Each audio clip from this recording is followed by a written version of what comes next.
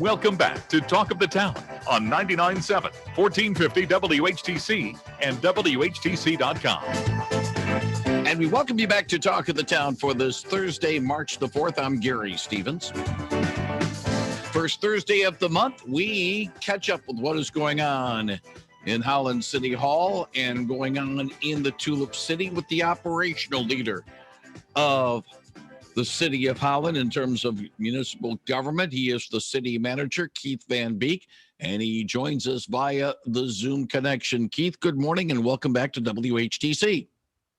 Thank you, Gary. It's great to be back with you again and see you via Zoom.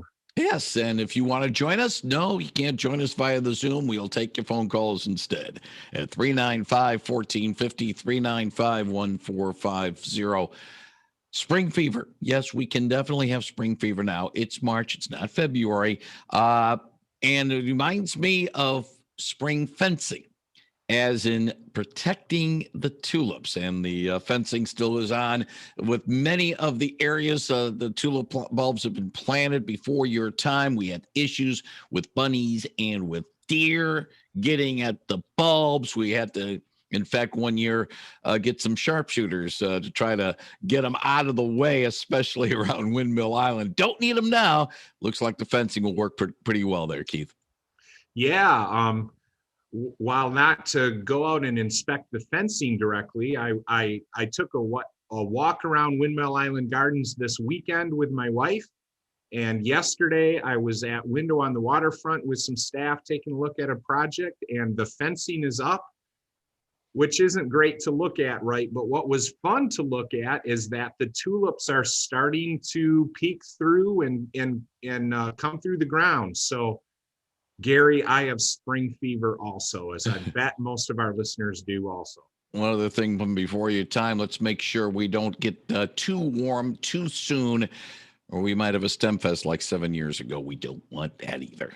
Yeah, we don't want that, but of course we always have fun. And Andy Kenyon from Parks and Rec and our video guys would probably do a fun little video, at least just to, really protect our tulips. And the great thing is the tulips are going to emerge and they're going to be beautiful.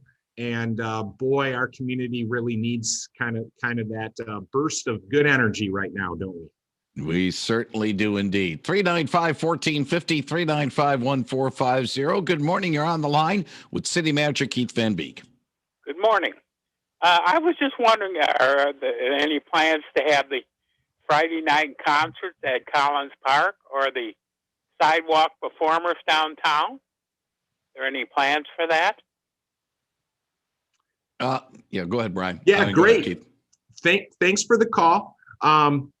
What we're doing, like I think most of the states and the nation and the world is doing, is we're waiting for, we don't set the rules as it relates to gatherings and all those types of things, but we're watching to see as they come down. So whatever, restrictions are in place, we will follow those restrictions. And if it allows for it, I think we're very eager to return back to having events that the guidelines would say that we safely can have. Outdoor stuff obviously is much more, opening up already earlier. So we're eager to do whatever we can when the time comes. Okay, does that answer your question? Thank you. I appreciate the call. 395-1450, 395-1450 if you wish to chat with Holland City Manager Keith Van Beek. But the thing with the concert series, it was Tuesday nights with the American Legion, and the Street Performers series on Thursday nights, we got 3 months to worry about that right now. We're only talking on March 4th. It's not June 4th yet, where, what is there a date where you might say we need to make a decision one way or the other on that, or can it wait till almost literally the last minute? Yeah, most of those types of events, Gary, it's nice where we know how to do them, right? And with the concert series, for example, it's the American Legion, and basically the band shell's there, the park's there. It's really just dependent on the turnaround time for them to say, yeah, we're really eager to perform. Maybe we haven't practiced as much together as we would have liked in the last year, but let's gather and celebrate if we can. So I think the turnaround time for stuff like that is pretty quick. It's the larger events like, the parades for Tulip Time or Memorial Day, where there's a lot more planning that goes into that. So you kind of have to make the go, no go decision on that earlier.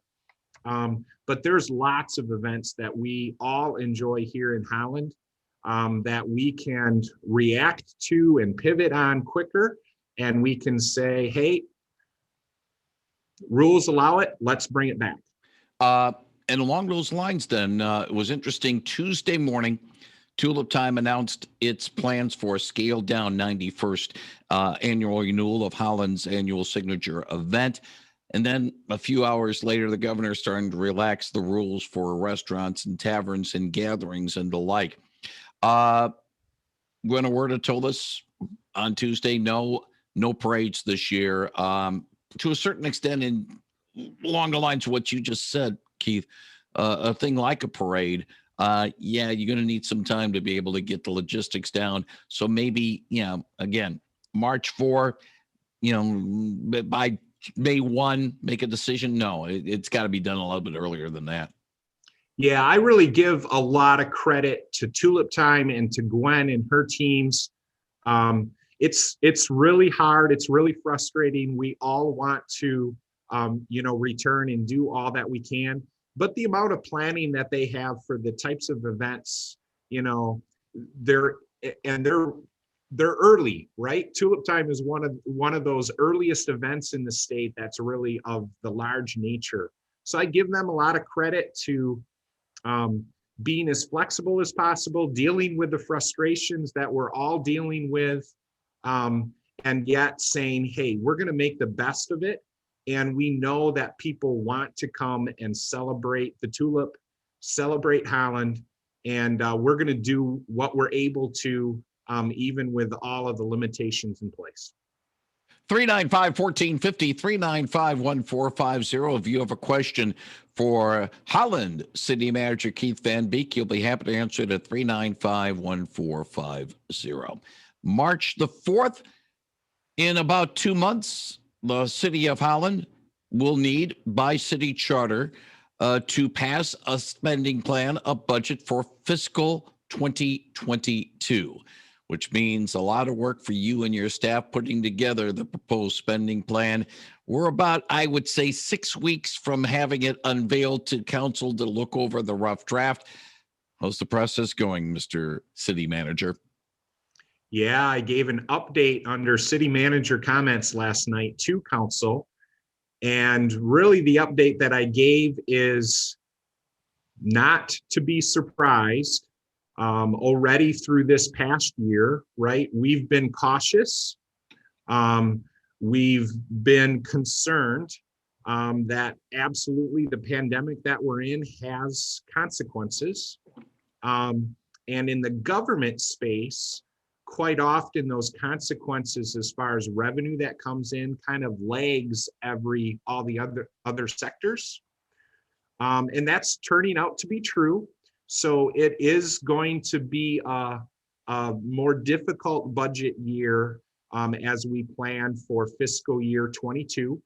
And yet, I really give credit to our departments and to our new finance director and her team, Lynn McCammon, where it's been an intense 3 weeks where, there's hours of meetings most days that I have, meeting with all of our funds and departments, taking a look at our activities.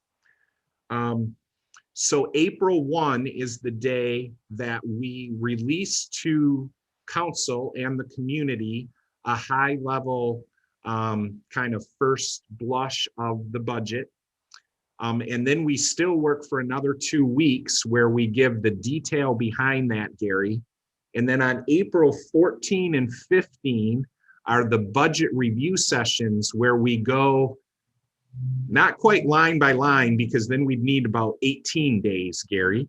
But we take 2 nights where we go through with council and talk about the budget. And it is going to be a tough year. There's just no other way around it. And yet we're hopeful that we're going to be able to bring some solutions for council.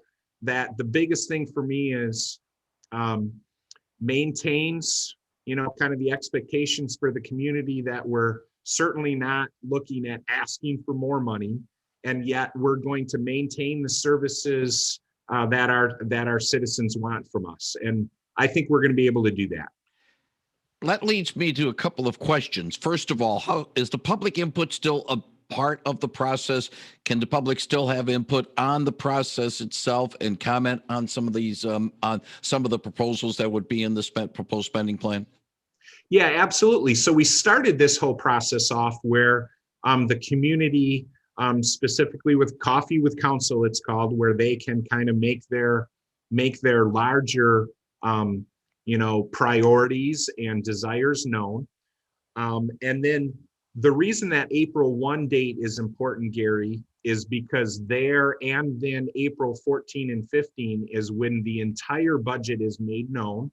And then that's the moment that the council sees it in detail. It's available for the entire public to see it in detail also. And then really that's where, with our e-public comments and our public meetings, citizens can always make comment. And then we really build towards, on May 12 is when we have a specific public hearing. And public hearings, again, are, they're created specifically for public input, thus the public hearing. And then that's where we take a look at the formal adoption by council also. One other thing too, and then we'll talk about some other things. And of course, you can join the conversation right now at 395-1450, 395-1450.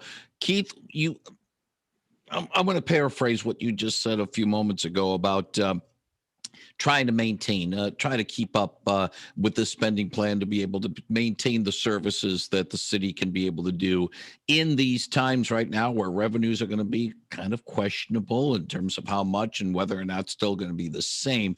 But can things be planned in this spending plan to look forward, to try to build, or is it more of a maintaining plan at first blush right now about the budget, just trying to maintain, and then maybe for 2023 or 2024 we can look forward to maybe improving or building on new things?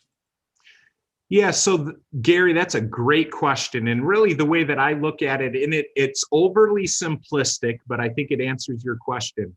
We pay a lot of attention to what I'll call operational type things, just providing the staff. So police and fire and planning and recreation, just maintaining what we have in services.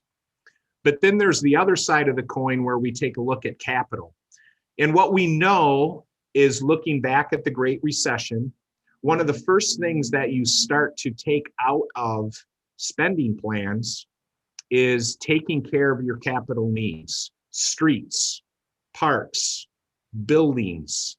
And certainly you take out things that you're aspirationally hoping to add to the community, as far as parks, as far as playground structures. And council was very clear with staff and very clear with me in the last 3 years that we want to have more stability on that capital side of things, where if at all possible, we want to at least maintain also that we're taking care of what we've historically invested in, and that we don't have to do that disinvestment on the capital side. Kind of the analogy that everybody uses is, our dads always said, keep changing the oil in your car, because if you don't, you're going to pay a lot more later. So like with streets and taking care of our buildings, right? We want to make sure that we're still doing those things also. So that's a little bit more of the detail in the budget, Gary, that we think is really important too, where I'm not just wanting to cut the services that we provide, and I think we'll be able to weather that storm this year, but I also don't want to cut those investments that we have and the infrastructure that we have, and that we want to still be able to keep pace in those aspirational things that we want to deliver to the community as far as amenities. 395-1450, 395-1450 if you have a question for Holland City Manager Keith Van Beek. Let's talk about streets and roads in the city of Holland. It's over the last few years has always been one major project that has that overshadows some of the other work. Last year it was the work on 16th Street in rebuilding and renovating that. We've had other streets that have been over the years the focal point of renewal. Will that continue in 2021? And if so, what will be the major focus of the road situation in Holland? What will be the big project that we need to keep an eye on?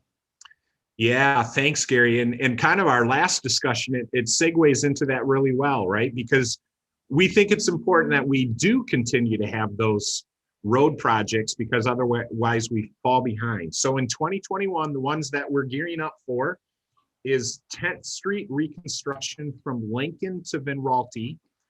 And for the good listeners out there, they probably remember some of those conversations, because that's where we talked about a cycle track at one point, and council decided to scale that back a little bit. And we have those discussions because ultimately we're redoing the utilities and we're totally reconstructing that street next year. So 10th Street is kind of one of those big projects. The other is College Avenue between 14th and 24th Street. And then we're also taking a look at Country Club Road from 8th Street to Legion Park Drive. And I always love talking about Legion Park Drive, Gary, because I grew up on Legion Park Drive, so I know that neighborhood well. Let's talk a little bit first about 10th Street, because that is an unusual street, in my opinion, because part of it, you have to deal with the Hope College campus, but part of it as well with the historic district. So you've got to be able to do some work without disrupting too much of college life, but also dealing with renovating a street that's part of the Holland Historic District. Yeah, absolutely. And that's why you saw the last 2 years, in fact, we've done so much planning and we've done so much public outreach and discussion and open sessions, and in true Holland nature, citizens made their voices heard and got involved with that. And that's great, right? Because we wanted to make sure that we went through the process, that we communicated well of what was going to happen. And at this point now, the plans are in place. They were well communicated, and now we're just executing what we really worked on the last 2 years. But mostly we communicated last year in a lot of public sessions about this is what we're going to execute. And for Hope College, we're really appreciative. They were very involved in those processes. Let us know kind of what they thought worked best for them. So we think we have a good plan in place, and now it's just, and it's a difficult year for people that live on 10th Street, right? When you have a reconstruction project, it is not convenient, but we're convinced the outcome's going to be great. Good morning. You're on the line with the city manager. Hi. Yeah, Paul, go ahead. Paul Lilly here. Yes. I would like to remind Keith that the Country Club project, which is near and dear to his heart because he grew up there, will have some opportunity for public comment later as the plans develop for that. There is public opportunity yet to be had. Thank you. I appreciate the call. Thank you. And yeah, as all projects are, Keith, the public period, do you know off the top of your head when that one's going to be? Yeah, the transportation department always reaches out. So thanks, Paul. Typically what happens is those are specific reach outs to the neighbors in the community. So I don't have those specific dates on hand, but all of those projects, when you get to the point of, like the Country Club project, for example, has a little more kind of flexibility yet in what they're doing. but all of the projects still, we have open houses to remind people kind of when changes are coming. So thanks for listening, Paul. Good morning. You're on the line with the Holland City Manager, Keith Van Beek. Yes, I wondered, in addition to the 10th Street repaving, if that would include the drive off of 10th Street into Collins Park. Yes, so I can answer that.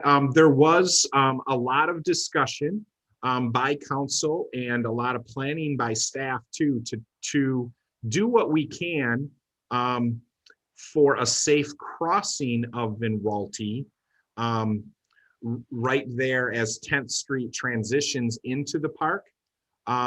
So there is part of that plan is some improvements to make the crossing for pedestrians better into Collin Park. I'm not aware that we're making any changes in Collin Park itself into the drive, but I think that might have been what the caller's question maybe was hinting at. I was not asking about changing or reconfiguring it, but just that pavement in the drive going into Collins Park is really bumpy, and it looks like there are parts that could benefit from being resurfaced. Okay, thanks for sharing that. We have certainly, the traffic in a park isn't the same as the traffic on a road.